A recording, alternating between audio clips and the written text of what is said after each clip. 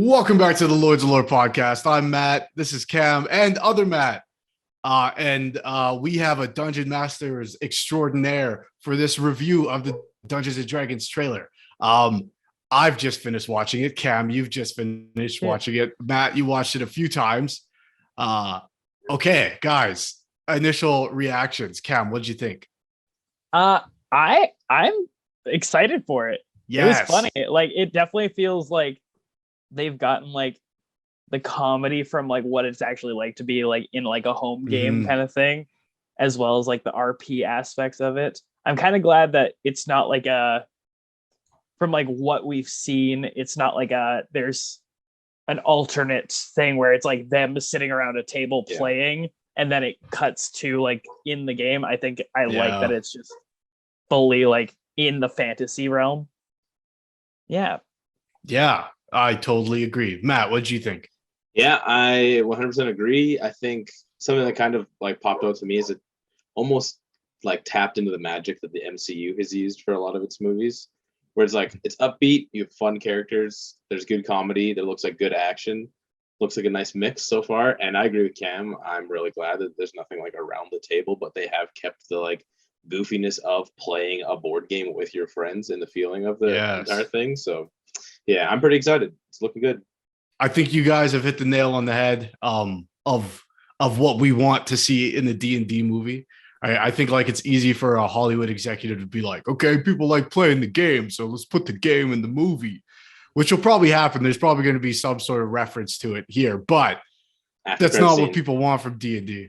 Yeah, we want the story that we're telling while we're playing it to be a movie. You know what I mean? So, no. I was honestly very skeptical because there's never been a good D&D movie. The closest thing we have to good D&D is the Critical Role show on Amazon, which is good D&D. Exactly. Which this feels a lot like just from this trailer kind of thing. Yeah. And I think it's interesting to look at it as like we probably don't get this D&D movie without Critical Role being as successful as it is. 100%. I mean, so if I don't see any cameos, ooh, interesting. Going to be upset. Interesting. You know what? I feel like Matt Mercer will be there somewhere. Yeah. Or he'll voice something at least. Yeah. Oh, that probably totally will happen. Yeah. Which dang, dude, those fucking creatures. The CG looks good. Yeah, it does. All the characters and like, I think one thing I did notice, it looks fairly like single race though. There's not a whole bunch of the exotic races going on. So I don't know what that would look like in CG or if they would use like makeup for that kind of stuff. But the main like monsters and stuff all looked really good in CG and were super recognizable. Like the owlbear. Oh, goodness. The owlbear looks sick. The Displacer. Oh my gosh. Yeah, Displacer Beast, the gelatinous cube, the mimic, like oh my god, the mimic looks so good. It looks so good. Yep. Yeah, no, I was like you guys saw my reaction while watching the trailer. Seeing the owlbear was like the coolest thing. Yeah. But yeah, I didn't notice that actually until you mentioned it. That we're sticking mostly human here.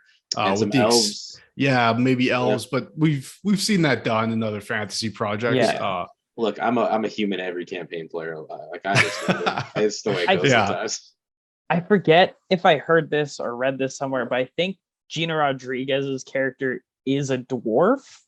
Oh, we did see dwarves too a little bit, yeah. There were a few dwarves. So I mean, like, still very like human-esque, but like cool that we're getting like dwarf representation and like potentially a tiefling with the druid. We still don't know. Like it might be like just like horns, like as like type of mantle thing. Yeah, but I mean, like we looked like we saw a shot of the Underdark, which again the locations also all look really, really, really. Oh my god, yes. But like if we go to the Underdark, there's got to be more than humans and elves out there. Like 100%. We're going to see at least a few special things. Maybe they're saving it for later trailers. Maybe the CG for that isn't done. I don't know. I'm sure we'll see at least something. But. Yeah, we could get some myconids down there or some drow even. That'd be really sick. I'm just blown away that this actually looks good because I wasn't expecting much. I think I was feeling like, oh, this might be another Warcraft movie. Yeah, that's what my biggest concern was. That's exactly like when we were talking about like the bad D&D and stuff that you like would expect them to try and transition, my mind immediately went to the Warcraft movie, or it was like, this looks cheap sometimes and like just is super cheesy and weird. But yeah, I think it helped basing the main story off of a bard. Yeah. Chris Pine, I love Chris Pine so much. What a beautiful man. He is so charismatic. And him playing a bard, that little hop skip at the end where he plays his lute. Yeah. I was like, this is amazing. I'm so into this now. Super cute. Yeah. So I think having like a charismatic lead character really helps as well. Someone that you just immediately like. Do you think that we're gonna get like cameos from like D&D lore, like Drizzt and stuff? Drizzt, I don't know how to pronounce his name. Yeah. Maybe that's the thing. We don't know what world this is set in either, really. True. Yeah, I'm not sure. Great question.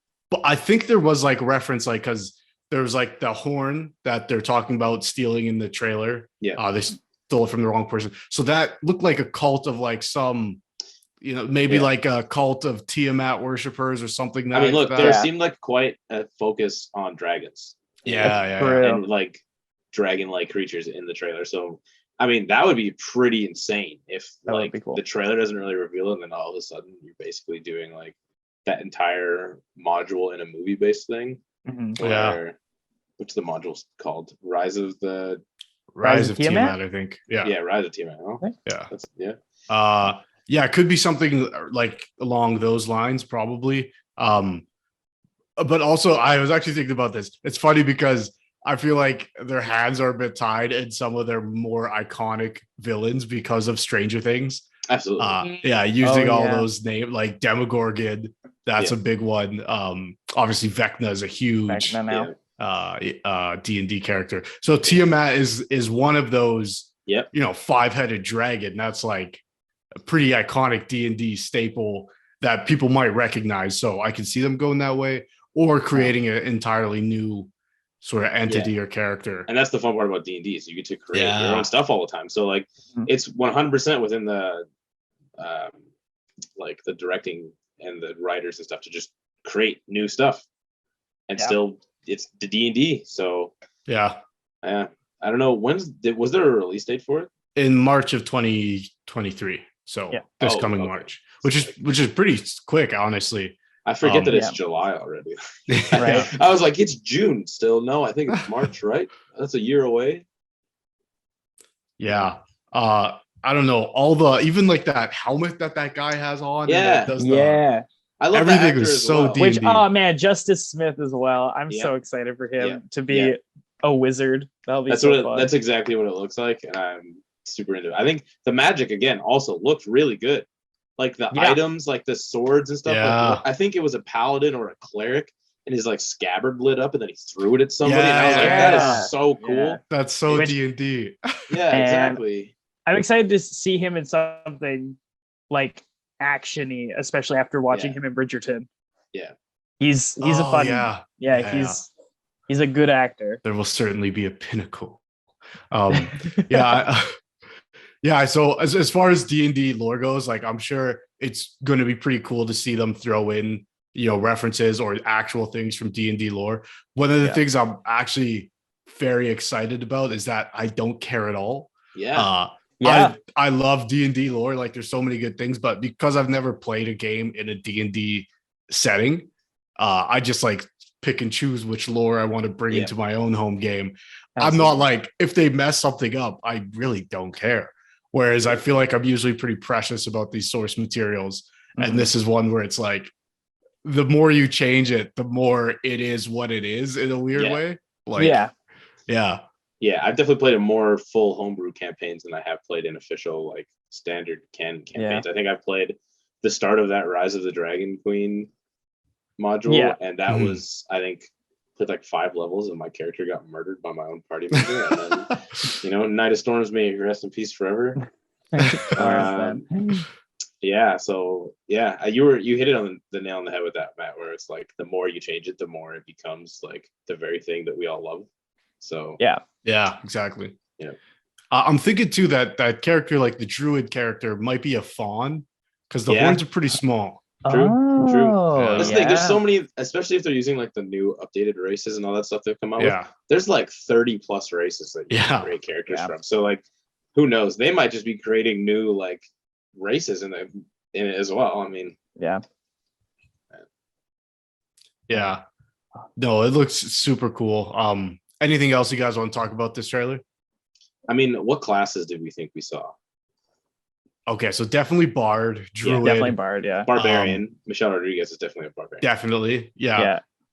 And Wizard with Justice. He might be a Sorcerer too. Maybe Sorcerer. Yeah, that's true. The only magic we really saw him do specifically was with his helmet. The helmet, and I think he has a staff.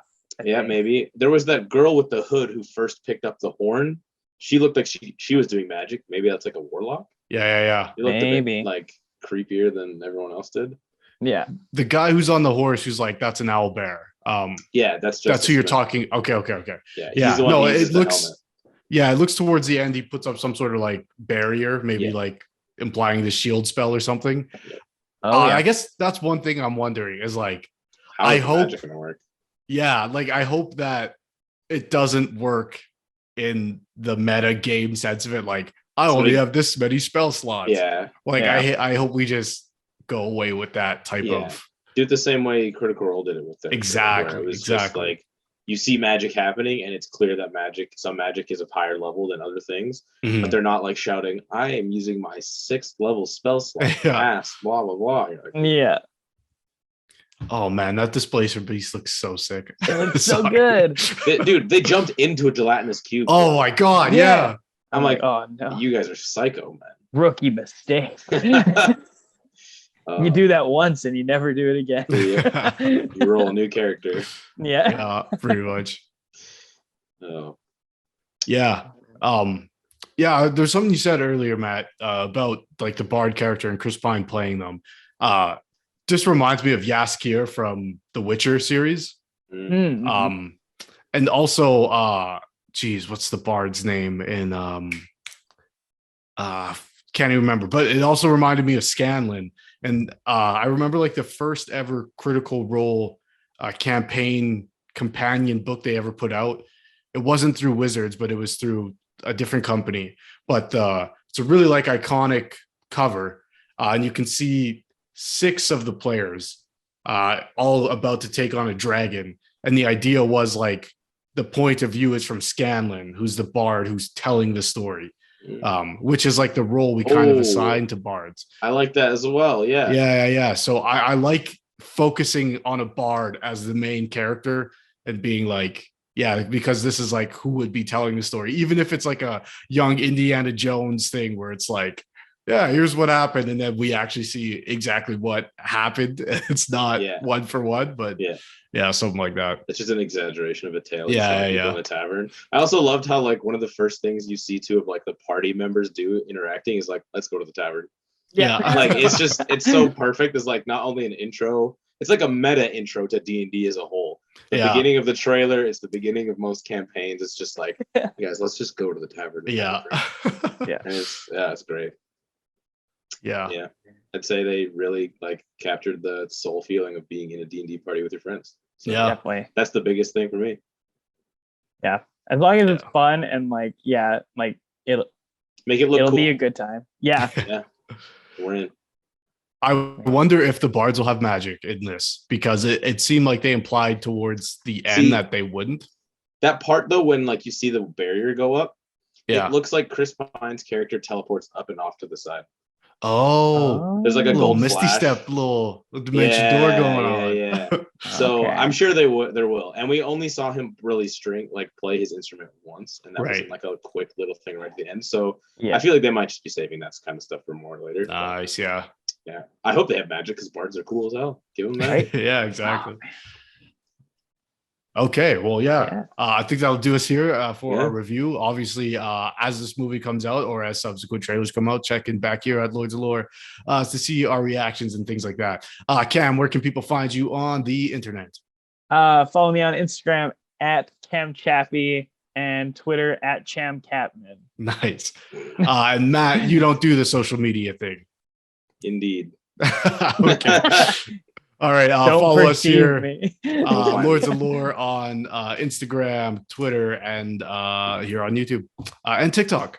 Do that too. Cool. All right. Thanks a lot. As always, we are the Lords of Lore.